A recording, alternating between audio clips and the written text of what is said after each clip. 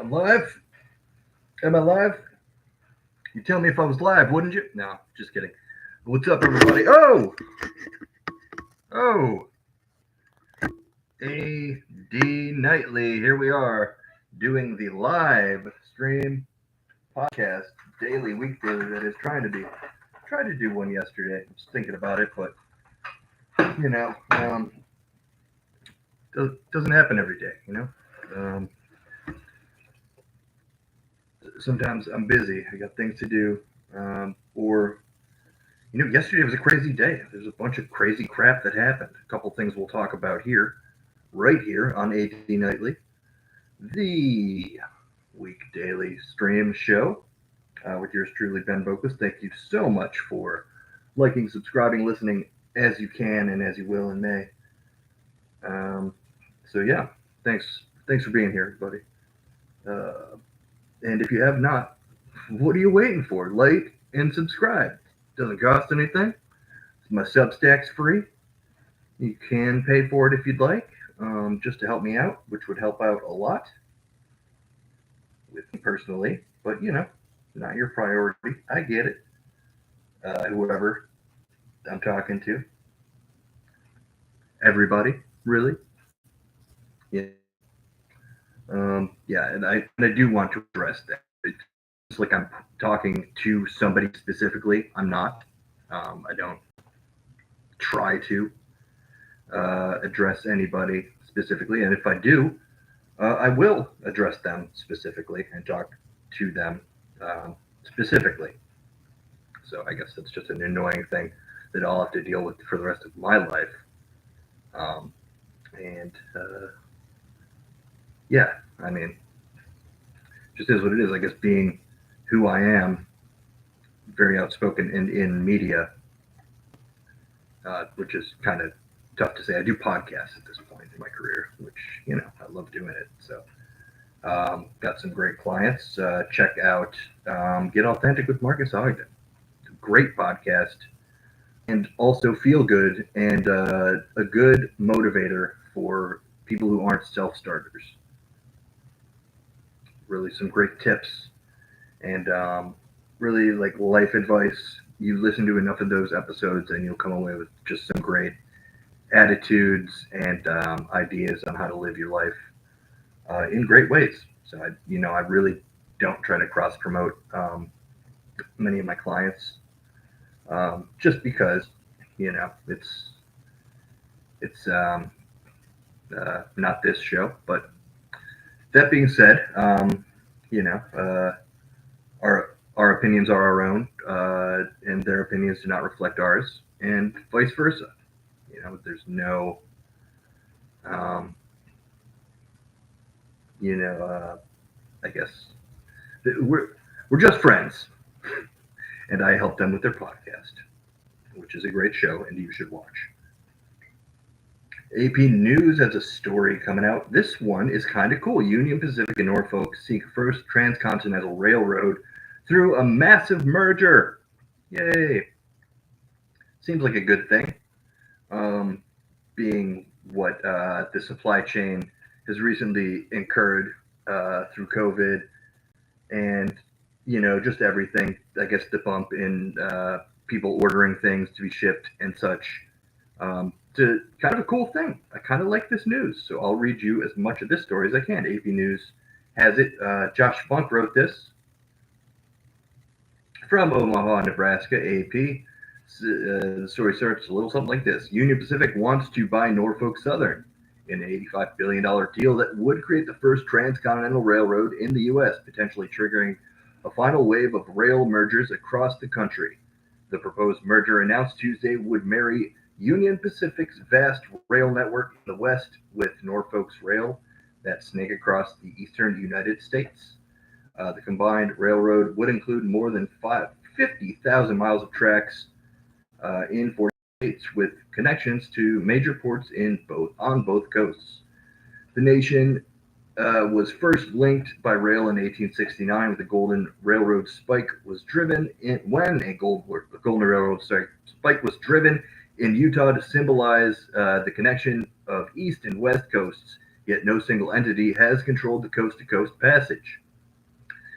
The railroads argue a merger would streamline deliveries of raw materials and goods nationwide by eliminating delays when shipments are handed off between railroads. The AP first reported the merger talks earlier this month, a week before the railroads confirmed the discussions last week.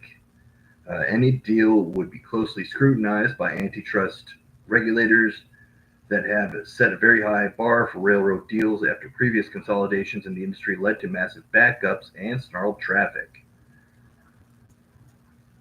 Let's see. So the rail deal would have a broad impact. Excuse me. It would have a broad impact. And again, I'm kind of going over this article, apnews.com, and check out the whole article if you wish to read the whole entire thing. If the deal is approved, the two remaining major American railroads, BNSF and CSX, will face competitive pressure to merge as well.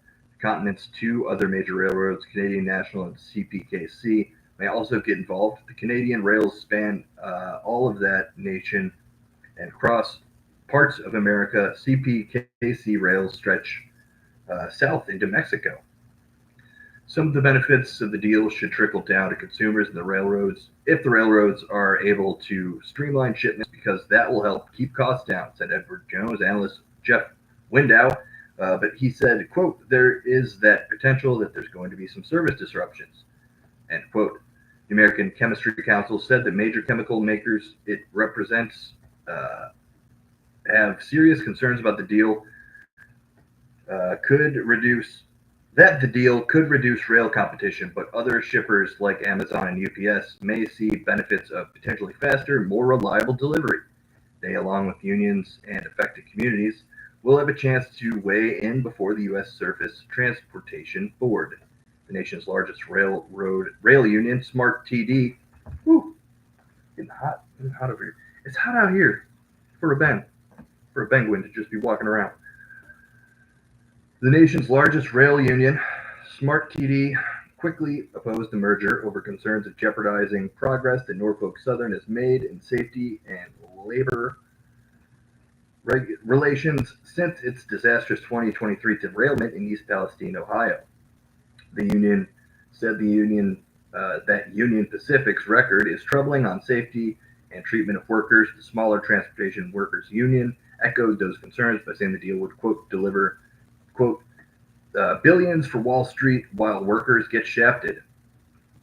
Several other major rail unions said they were concerned but want to meet with management first before weighing in on the deal. Okay. I think I have one more thing I kind of wanted to point out that I thought was cool here. Blah, blah, blah, blah. History of problems after past rail mergers. All right, I'm going to read this quick snippet thing, give my 2 cents. Yet there's widespread debate over whether a major rail merger would be approved by the U.S. regulators, which have established a high bar for consolidation in the crucial rail industry. That's largely due to the aftermath of industry consolidation nearly 30 years ago. A merger between Union Pacific and Southern Pacific in 1996 led to an extended period of snarled traffic on U.S. rails. 3 years later, Conrail was divvied up by Norfolk Southern and CSX, creating serious backups in the East. U.S. Senators Tammy Baldwin and Roger Marshall promptly sent a letter Tuesday urging the STB to examine the merger closely because they, quote, are concerned about the merger of this magnitude that would diminish options for industry to transport goods, increase costs, create more unreliable service for the U.S. shippers, and reduce overall competition. All right, so we talked the Paramount CBS merger last week, and this week we've got rails, mergers on the rails. And a lot of people are concerned about workers, what it's going to mean for them. When there's less options of places of employment, normally it means less benefits, less ability to arbitrate arbitration, i.e., fight for the correct salary that you deserve, um, and all that stuff. So that's a bad. A good is streamlining processes. It makes it easier when all the trains are the same company, speaking the same language, to streamline. They have the same systems. We talk to this guy because he's in the office over there, and we're on the same network, kind of thing. Um, so for that reason alone, it might be good. Um, I'm I would love to see the rail industry take this and take the next step into that high speed action. And I don't know. I'm not an expert in really anything, but I would. I don't know if this is a step towards that or a step away from it. But you know, if anything, that would be great. A great direction for the rails to go in. And if it helps, lower costs of shipping and all that stuff, then good. That's a good thing. Um, I mean, we just talked about breaking up NVIDIA and all that stuff, and also what else? What else was it? Merging Paramount and CBS. So to see that this was independently kind of sought, and uh, apparently it had been agreed upon 2 years ago, which is cool. Um, it's just you know, it is what it is. We'll see. Right now, the rails haven't seemed to affect my life. Besides, I took a train out here, which was cool. It's a fun time. So yeah, if they could do the high speed stuff, that would be awesome. And now to scary and sad news, because it wouldn't be this show without it, apparently. CTVnews.ca has this one. Gunman who killed four in New York was trying to get NFL offices and claimed to have CTE. Two NFL offices and claimed to have CTE. Gunman who killed four people at a Manhattan office building before killing himself claimed to note to have brain disease linked to contact sports, trying to target the National Football League headquarters, but took the wrong elevator, officials said Tuesday. Investigators believe Shane Tamura, a Las Vegas casino worker, was trying to get up to the NFL offices after shooting several people in the skyscraper's lobby on Monday, but entered the wrong elevator bank, Mayor Eric Adams said in interviews. Four people were killed, including an off-duty New York City police officer, Didarul Islam. Tamura, who played high school football in California nearly 2 decades ago, but never in the NFL, had a history of mental illness. Police said a three-page handwritten note found in his wallet claimed he suffered from chronic traumatic encephalopathy, and accused the NFL of concealing the dangers to players' brains for profit. The degenerative brain disease has been linked to concussions and other repeated head trauma, contact sports such as football, and to be diagnosed after someone has died. I mean, opinions. What kind of opinion would anybody have on this story? That it's terrible, and if healthcare was more accessible in this country, it wouldn't have been a story. And that's just it. Hearts go out to um, the victims, and to the intended victims for just they were just at work, doing. It's insane. It's and you can't stop uh, insane people from being insane, but you can give them care, which helps a lot. Even if it's the food that they need to eat dropped off and delivered to them. Simple things, making things more accessible to people. And a lot of people push back against that as handouts, and people will benefit off the system without needing it kind of thing. That's just why you have, agents and people checking for that stuff. Apparently, when you claim workers' comp and then, play a basketball game, you're like going to go to jail. But when uh, you collect food stamps and maybe make, you make $40,000 and you're trying to support a family of four, you can't have food stamps, or maybe you're just one guy who's really hungry. And I don't know what point I'm trying to make with that. Besides, healthcare. This is a healthcare thing at the end of the day, and this is what lack of caring for people begets. Just craziness. People jumping to conclusions, and pair that with the gun problem.